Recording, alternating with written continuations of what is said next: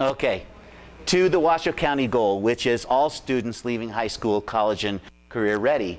And the bottom part is the big challenge, okay? So I'd like you guys don't count because you're standing already. So I'm going to just ask you to raise your hand if you've ever had fun taking a test. Think back, okay, Mrs. Waddy. And so you had to guess. What's the test going to be on? Is it going to be on the lecture notes or is it going to be on the reading? And sometimes you made the wrong choice and sometimes you made the right choice, but there was a lack of alignment there. We didn't know that we were going to be assessed, what we were going to be assessed on. So that's a critical component. So think back to the shifts and the standards and then the tests that we're going to be devising for our children. The state of Nevada has bought into one of two consortia in the United States that were developed to win awards with, what is that called? Race to the Top funds.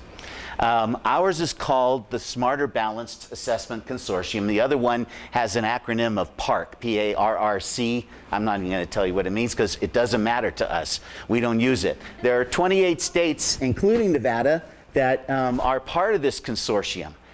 So as Scott showed you the diagram of the roads in the states and in the country, we're part of a group of states that are going to be using the same tests, or at least the same test items.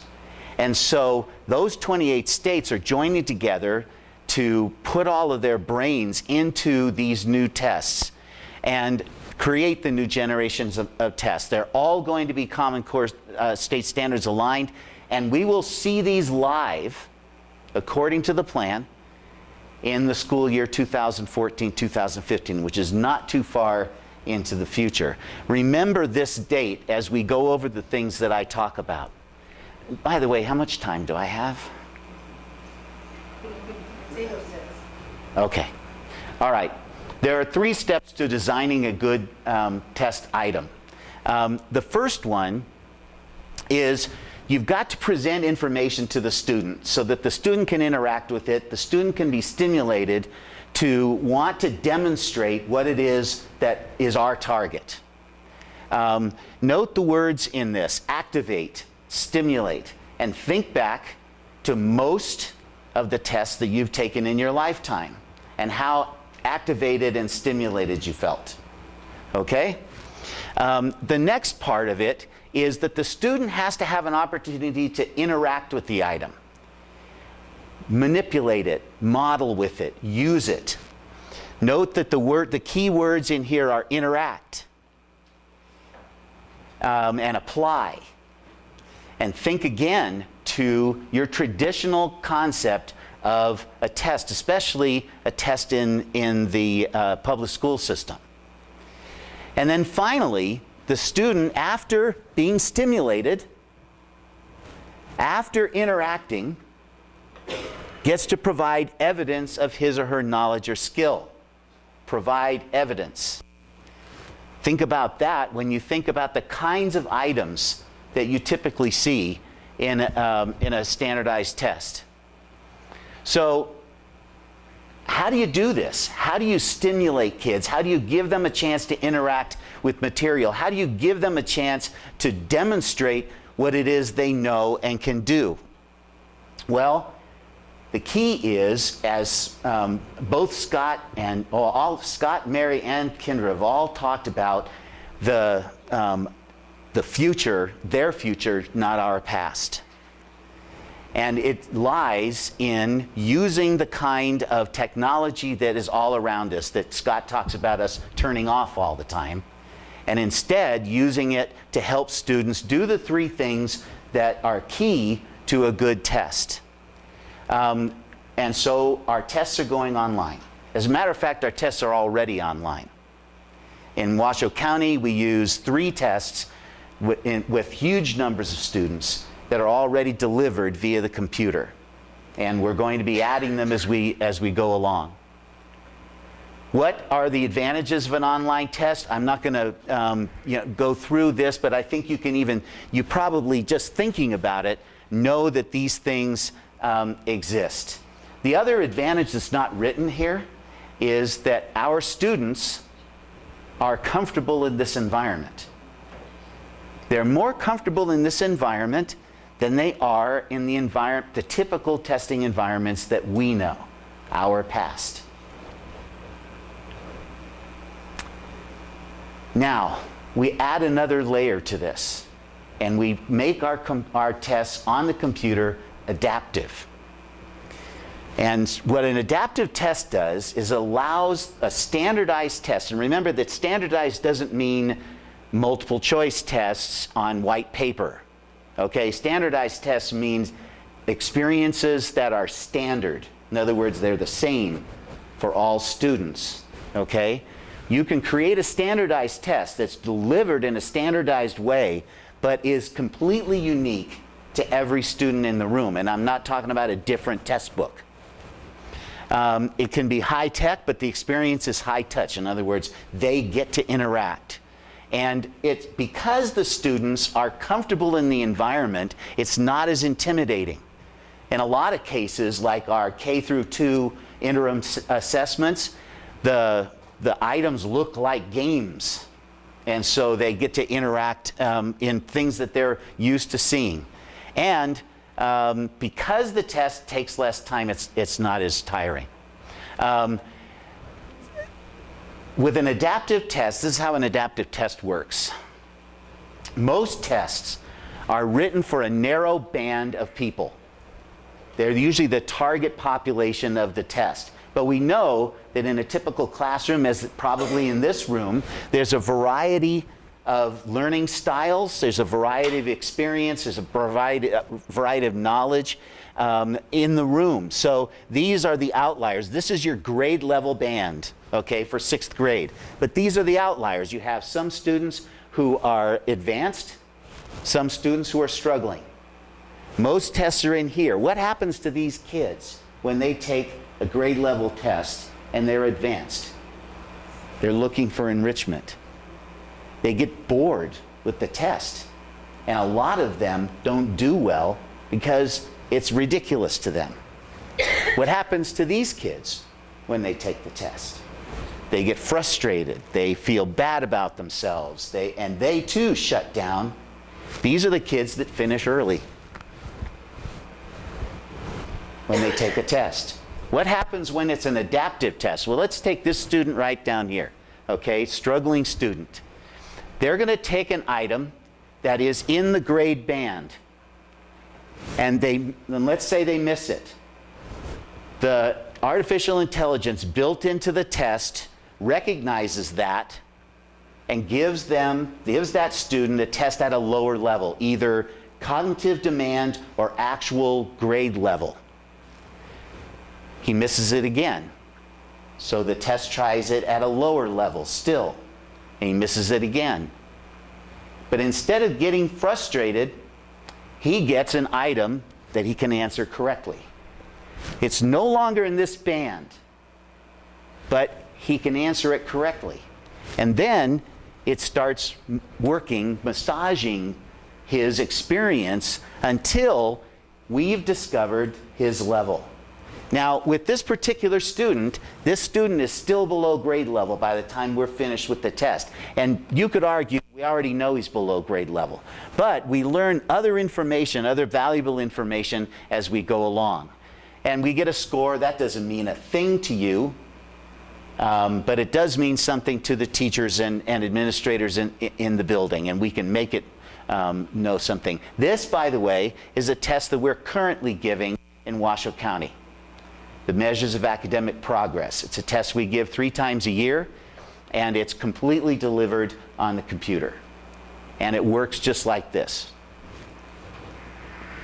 This is what an item on the MAP test looks like. So it's delivered in a style that students are a little bit more used to. We can make this bigger for kids who have vision problems. They simply take the mouse and they will choose the correct item and click in the radio button and move on. We also have a test called the AccuPlacer test, and you in the college community here know the AccuPlacer.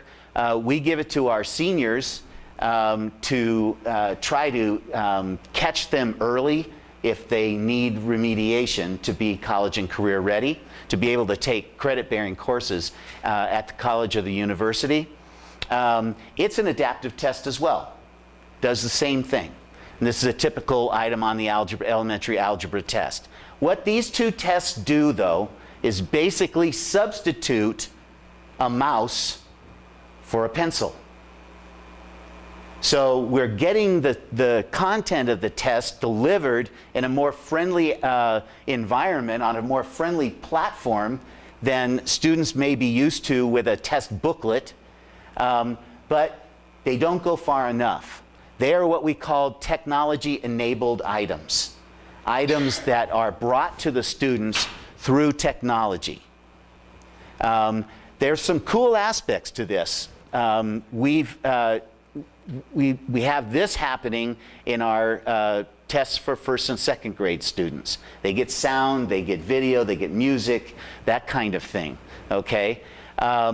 And there's a more non-traditional layout of items. Kendra was talking about the writing prompt that she had to write to in high school for the high school proficiency exam. We did 5th and 8th grade writing tests this year online, and the students got to read parts of pieces of writing. They got to look at graphs. They got to look at, I think there was an advertisement in one of them, and they were more able to respond and be stimulated because it didn't look like a test. It looked like an ad in a newspaper or a magazine or online. So your technology-enabled items is a good step in the right direction, but the real breakthrough is the technology-enhanced items, or TEI. What happens with this is that the person taking the test, gets to interact with the item. Interact with the item. The only way we ever interact with an item is we read it, we may do something on a piece of scratch paper, and then we bubble in the right response. Technology-enhanced items allow us to interact. So we manipulate things instead of answering the questions. All right, so take a look at the range of things that our typical test items can be. Selected response. What's another name for selected response? Multiple choice. What's another name for multiple choice? Multiple guess. Thank you, Kendra. Kendra's heard my presentation before. Why do we call it multiple guess? Well, you get to choose between 4 things. Some people know the answer. Some people know that two of the items aren't the right answer, and so they can make an educated guess between the 2 that are left over. And some are just completely guessing among the 4. So what are we measuring with a test like that? Sometimes we're measuring their guessing ability and not their math ability and knowledge. So we brought back short constructed response, which is sort of like, remember, and Scott's great-grandmother would remember this, standing for an exam. You used to have to get up out of your desk and walk over and stand in front of the desk, and the teacher would grill you for 30 minutes. I went to parochial school, so I remember standing for an exam. And so constructed response is kind of like that. You give a kind of more open-ended question, and the student writes to it. These are okay. They work all right. But look at these, an extended constructed response where a student has time to really dive into something, to do some research, to consider other parts of the knowledge that he's trying to demonstrate. And then we get into these areas which typically are not part of current assessment: technology-enhanced items and performance tasks. we don't see them yet. And so let's focus a little bit on performance tasks. And these come straight from the Smarter Balanced plans for assessment. And see if you recognize assessments that you've taken in these requirements or specifications. Student-initiated planning, management of information and ideas, interaction with other materials. When you take a test now, can you access materials? No. We don't allow you to. You have to sit at the desk. We have to cover the walls in the classroom because a typical elementary classroom that is rich in material and stimuli has to be covered for a standardized experience. Requires more production of extended responses, oral presentations again, exhibitions, scoreable products, and things that we don't see typically. We get to integrate knowledge and skills across different topic areas and content strands. And we measure capacities into depth, research skills. So to do research, can you do that in an hour sitting at a desk? Well, you could if you had a computing device in front of you, but more typically, you'd need to go and access a number of different media, and you'd probably want to talk with someone, collaborate with them, run some ideas off of them. Does that sound like a typical test that you know? But that's the promise of the performance task assessment. It can more readily reflect real-world stuff. It'll allow for multiple approaches.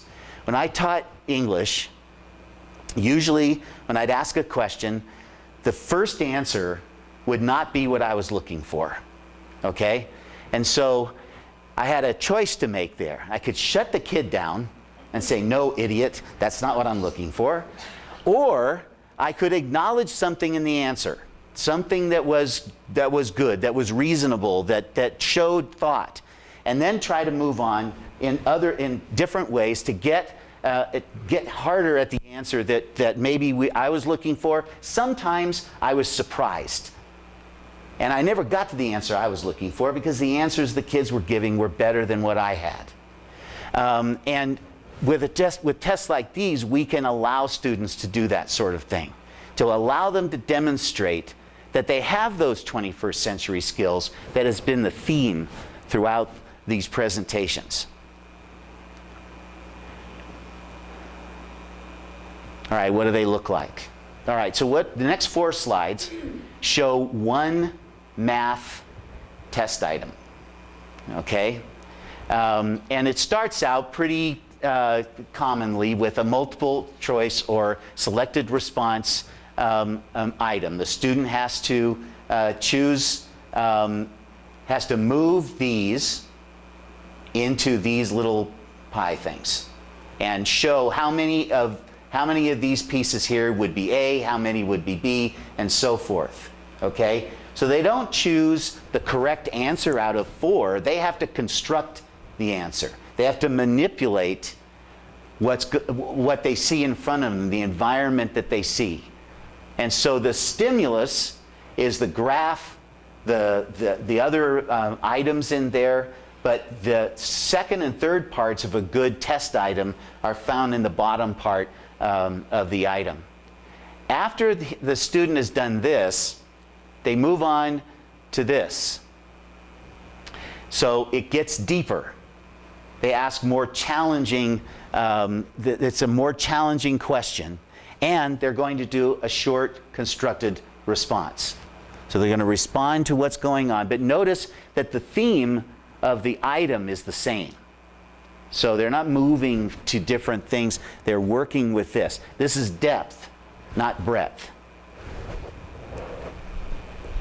Now they get to spin the spinner themselves.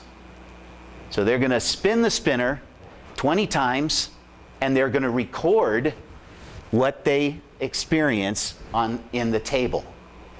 Again, more depth, but it's a little kind of fun. You get to spin the spinner, and you're going to hit it and all that stuff. Okay? All right, so now they've done all of these things. Finally, They explain why their answer to part A is different from or the same as the results given in the table above. That's, above in the item. So they've generated some of the stimulus in the item. They generated it themselves. And then finally, the kicker: if it were spun 200 times, would the frequency of the results be affected? So there's technology-enabled, it's technology-enhanced. It goes deep into the content that we're trying to measure in the test, instead of 2 or 3 multiple choice items where the student could have guessed the right answer. Now let's go to ELA. In this next item, you're going to, again, 21st century skills. They're going to have to answer some comprehension questions. They're going to read both literary and informational passages. And remember what Kendra said about the Common Core and the emphasis on informational text. They're going to apply reasoning and textual evidence, again, going back to what Kendra was talking about. And then they're going to cite relevant information from the sources to demonstrate this. This is grade 8, folks, okay? I'm a high school English teacher. Anybody in the room know what meditation 17 is? No man is an island entire of himself. John Donne. It's typically, or at least has been, 12th grade fare. It's in the 12th grade reading text for high schools. So the 8th graders are going to read an excerpt from John Donne's Meditation 17. Then they're going to read from Marcus Aurelius's Meditations, translated from the Latin. And then they're going to read a more contemporary piece about a 5th grade girl who helps clean up an oil spill. All right, so 1 literary text and 2 informational texts, although you could argue that the Meditations is literary. So we start off, again, this is constructed the same way that the math test item is constructed. We're going to see lots of things pointed at the same stimuli. So we start with your typical multiple choice, but it's text-based. Now, I apologize for that. I had to fix this because what I tried to do is represent an active item in a static way. But you have typical organization of a piece of writing, and you have parts from the Meditations. And what they do is they take the mouse and they move these parts to match up with these. Okay, so far, pretty low level cognitive demand. Then they go to this. They're synthesizing. They're taking the 3 pieces of writing and they are showing how they all support a theme.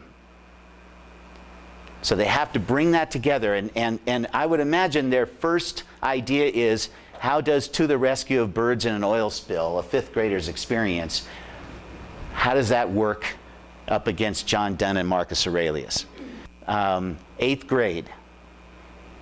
And they do this all by typing into the interface on the computer. Now you might think, okay, that's going to take some skills, but Kathleen, your 5th graders, how'd they do typing into the computer?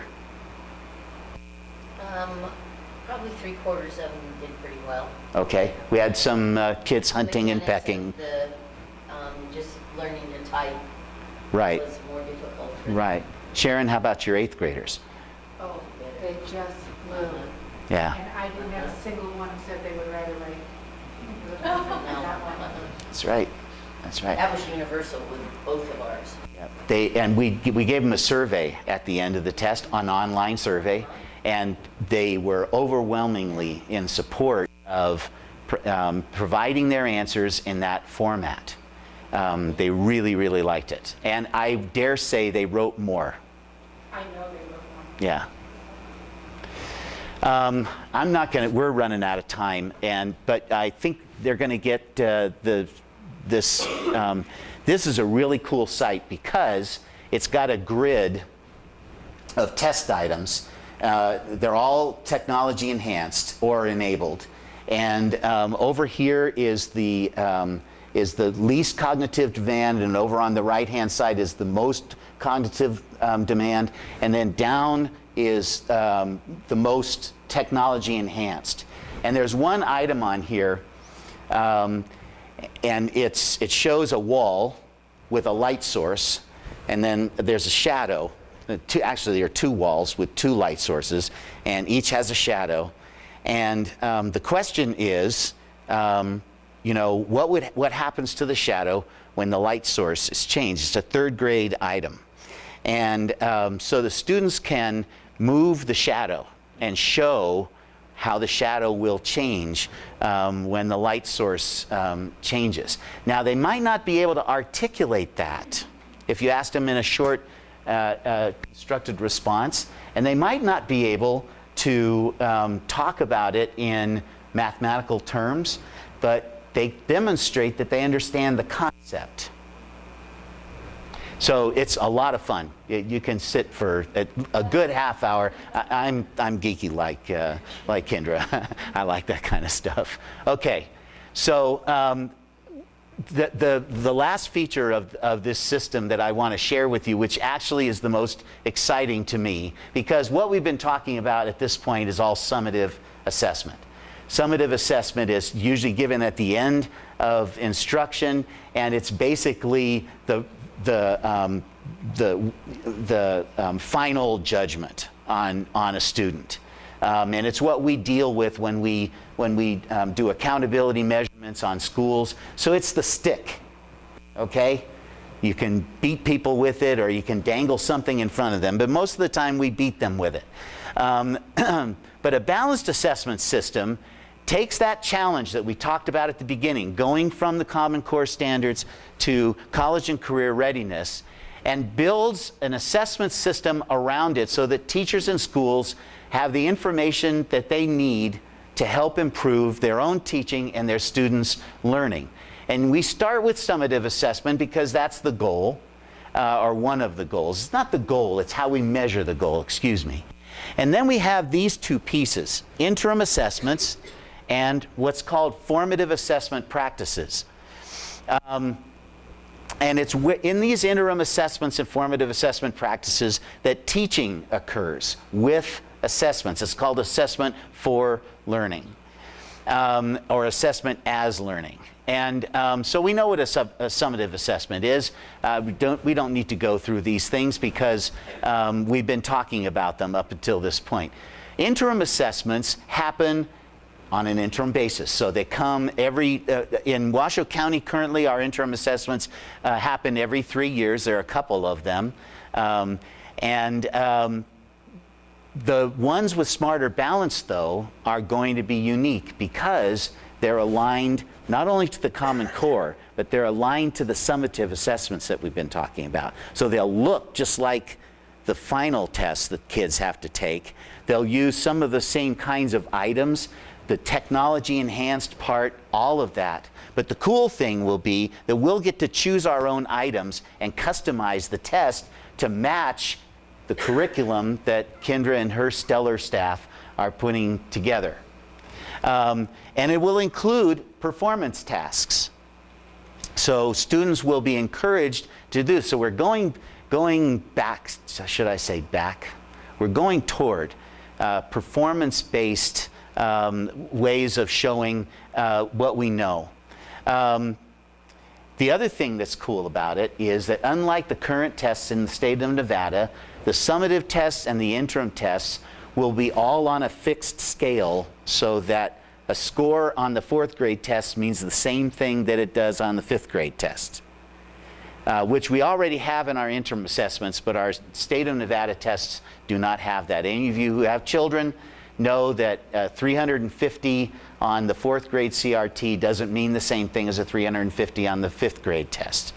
But this system will be much more aligned in that way. And then this is the part that's really exciting because it focuses on what's happening in the classroom on a minute-by-minute basis. It helps teachers learn how to take on-the-fly assessments, not paper and pencil tests. Sometimes it's just simply observing behavior in the classroom and using the data or the information they get from those observations to plan on the fly, to change what they're doing, to move on to things like totally redoing something or doing it in a different way. The scene from Ferris Bueller where the guy's sitting there going, anyone? Anyone? I love that because it's the worst possible teaching in the world. But he's actually trying to model a formative assessment practice. If the kids were engaged and would respond to him, he'd get some information about what they know or don't know, and he'd be able to improve his teaching. But he hasn't engaged them, so they don't give him any feedback. But this is a focus for us in the future. And it's a way of using assessment to get our kids to where we want them to be. And here's the grand design for Smarter Balanced. They're right now creating a digital clearinghouse. Right now they're doing what's called item specifications. So they're learning how the items should look, and they're starting to build them. Then they will contract people all across the country to write items, and they'll put them in this digital clearinghouse of items, formative tools, all kinds of things. And then they will come out as the end of the year adaptive assessment. Notice that the performance tasks are separate from this. So this happens in the last 12 weeks of the school year. This happens starting in the middle of the school year. And it will happen probably twice a year in these subject areas. And students will be given like 5 days to complete the assessment, to complete the task. And they'll be able to collaborate. They'll be able to go read. They'll be able to do a number of things that will assist them in showing what they know and can do. What's the scariest for me about this is that these tests down here, the interim assessments and the formative assessments, are optional. That means that the state of Nevada has to decide that they're going to buy them, or Washoe County School District has to decide that we're going to buy them. Now, we already have interim assessments, so we have some big decisions to make moving forward. And again, like I said at the beginning, we haven't really seen this yet. This is what's planned. People are working on them now. You can see that we have items, but it's not quite ready yet. And then finally, the hard part. The technology issues and questions that are inherent in a system like this are mind-boggling. Scott's working on a project to bring one-to-one computing into the classroom. What does that look like? Well, right now, people like me think, oh, well, laptop computers. Well, it's not a laptop computer. It's an iPad. It's a tablet. It's a phone. It's any number of things that can compute and get the internet, for example. Bandwidth's a huge problem. Right now, Washoe County School District, all of those schools, all 94 schools, go down into one pipe that leads into UNR. And then we connect to UNR's connectivity. And that little, you can think about all those kids, and now we're using YouTube, and and the demands on that are tremendous. And you can think of a number of other things that we have to think about before we can get to this point. So I'm going to end with that question and that worry. And Thank you.